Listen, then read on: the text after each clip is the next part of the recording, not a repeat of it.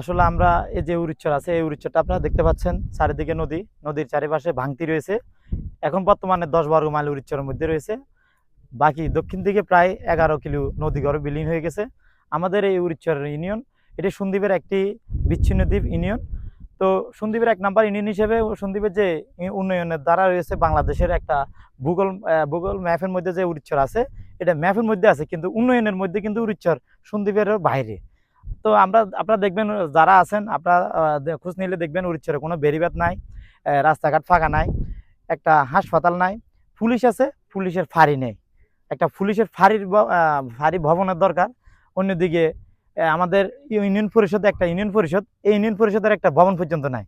আপনারা ঘুরলে দেখবেন হাসপাতাল নাই, ভবন নাই, উন্নত চিকিৎসার ব্যবস্থা নাই, উন্নত শিক্ষার ব্যবস্থা নাই।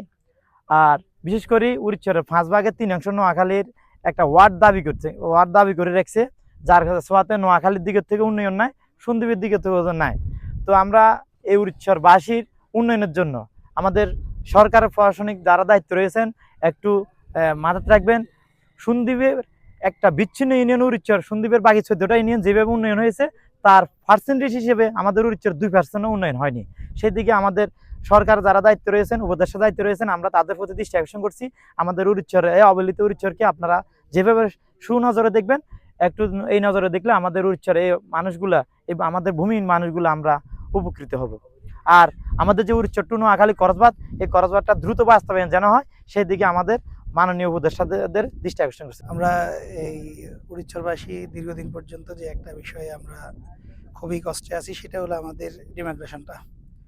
আমাদের এই একটি অঞ্চল চতুর্দিকে নদী, তার মধ্যে একটা এই ইউনিয়ন, সেই ইউনিয়নটা পূর্বে ছিল একটাই সন্দ্বীপের একটি ইউনিয়ন হিসেবে বিবেচিত ছিল, কিন্তু বড় অংশে সেটাকে সন্দ্বীপ এবং নোয়াখালী দুইটি অঞ্চলে একটা ইউনিয়নকে ভাগ করে নোয়াখালীর একটা ওয়ার্ডে রূপান্তর করা হয়েছে। কিন্তু এই কাজটি করার কারণে আসলে আমরা এই সন্দ্বীপ থেকে উন্নয়ন পাচ্ছি না, নোয়াখালী থেকেও পাচ্ছি না। মনে হচ্ছে যেন আমরা এদিকে পশ্চিম পাকিস্তান, ওইদিকে পূর্ব পাকিস্তান, দুই দিক থেকে আমাদের থেকে নিচ্ছে, তবে আমাদের কোনো উন্নয়নের ছোঁয়া পাচ্ছি না। এখন আমাদের মাননীয় অন্তর্বর্তী সরকার যারা রয়েছেন, সম্মানিত উপদেষ্টা মণ্ডলী, ওনাদের কাছে বা এই বিভাগীয় দায়িত্বশীল যারা রয়েছেন, বিভাগীয় কমিশনারদের কাছে আমাদের অনুরোধ হলো যে আমাদের পুরো এই অঞ্চলটাকে একটি ইউনিটে রূপান্তর করে, যাতে করে পূর্বের নেই একটা ইউনিটে রূপান্তর করে দেয়, তাতে আমরা উড়িষ্যারবাসী আমরা উন্নয়নের ছোঁয়া পাবো এবং এর মধ্য দিয়ে আমাদের এই অঞ্চলটা অগ্রসর হবে।